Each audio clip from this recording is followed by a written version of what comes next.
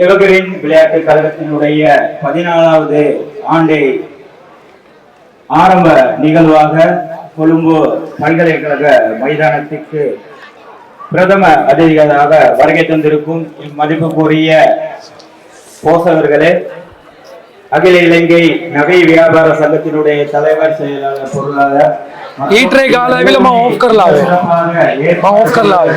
அனுசரணை வழங்கிய அனுசரணையாளர்களே, அது மாத்திரமல்ல இந்த நிகழ்வை பிரம்மாண்டமாக செய்ய வேண்டும் என்று முழு மூச்சோடு இங்கு இயங்கிக் கொண்டிருக்கும் எவர்கிரீன் விளையாட்டு கழகத்தினுடைய தலைவர், செயற்குழு உறுப்பினர்களே, அப்போது மலையக கல்வி அபிவிருத்தி கழகத்தினுடைய ஸ்தாபக தலைவர், பணிப்பாளர், செயலாளர் உட்பட மலையக கல்வி அபிவிருத்தி மன்றத்தினுடைய நிர்வாக குழு உறுப்பினர்களே,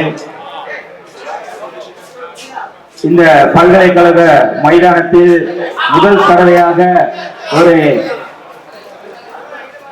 பிரத்யேகமாக இயங்கிக் கொண்டிருக்கக்கூடிய ஒரு விளையாட்டு கழகத்துக்கு வழங்குவதற்கு உதவியா இருந்த எங்களுடைய அந்த ப்ரொபோசர் அவர்களுக்கும் இந்த வேலையை நன்றி தெரிவித்துக் கொண்டு, இந்த கிரவுண்டை பராமரிப்பாளர்கள் 3 நாட்களாக எங்களுக்கு மிகுந்த ஒரு ஒத்துழைப்பை வழங்கி நாங்கள் பயந்து கொண்டிருந்தோம். இந்த சுதந்திரமாக இந்த மெச்சை இந்த மைதானத்தில் செய்ய முடியுமா என்று முழுமையாக எங்களுக்கு ஒத்துழைப்பை வழங்கி கொண்டிருக்கும் இந்த மைதான பரிமாளர்களை, அது மாத்திரமின்றி இந்த கிரவுண்டை அலங்கரிக்க வருகை தந்திருக்கும் அணி தலைவர்கள், அணி வீரர்கள், உங்கள் அனைவரையும் வருக என்று வரவேற்பதில் பெரும் மகிழ்ச்சி அடைகின்றோம். காரணம், இந்த உரையானது செட்டியார் தெருவில் இருந்து 30 அணிகள், பிரத்யோக அணிகளாக 12 அணிகள் இங்கு தெரிவு செய்யப்பட்டிருக்கிறார்கள். செட்டியார் தெருவில் இருக்கக்கூடிய அணிகள் அனைத்துமே செட்டியார் தெருவில் கடைகளில் கடமைப்படுபவர்களோ இல்ல தொழிலதிபர்களோ தொழிலாளர்களோ இருக்க வேண்டும் என்பதே முக்கிய வேண்டுகோள். இல்லை என்றால் அந்த அணியை உடனடியாக டிஸ்குவாலிஃபை பண்ணி வெளியனுப்புவதற்கான முடிவினை 2 நாளைக்கு முன்பதாக அணி தலைவர்களுக்கு இடையிலான மீட்டிங்கில் நாங்கள் உறுதியளித்திருந்தோம். காரணம், இந்த அன்றாடம் இந்த விளையாட்டு மூலம் சம்பாதித்துக் கொண்டிருக்கக்கூடிய விளையாட்டு வீரர்களுக்கு இங்கு வாய்ப்பு அளிக்கப்பட மாட்டாது. நித்தம் கடையில் வேலை செய்து கொண்டு ஞாயிற்றுக்கிழமை நாட்களில் மாத்திரம் மைதானத்தில் விளையாடக்கூடிய எமது வீரர்களுக்காகவே இது போட்டிகள் ஒழுங்கமைக்கப்பட்டிருக்கிறது. இந்த கான்ட்ராக்ட் பிளேயர் என்ற பேச்சுக்கு இடமில்லை. காரணம், அப்படிப்பட்ட அணிகளுக்கு இப்பயே முதலாவதாக சொல்கிறோம், போட்டி நடைபெற்று 2வது போட்டி 3வது போட்டியின் பொழுது இவர் கான்ட்ராக்ட் பிளேயர், இவர் அந்த இதில் உள்ளவர், அந்த மாதிரியான காரணங்களை ஏற்றுக்கொள்ளப்பட மாட்டாது.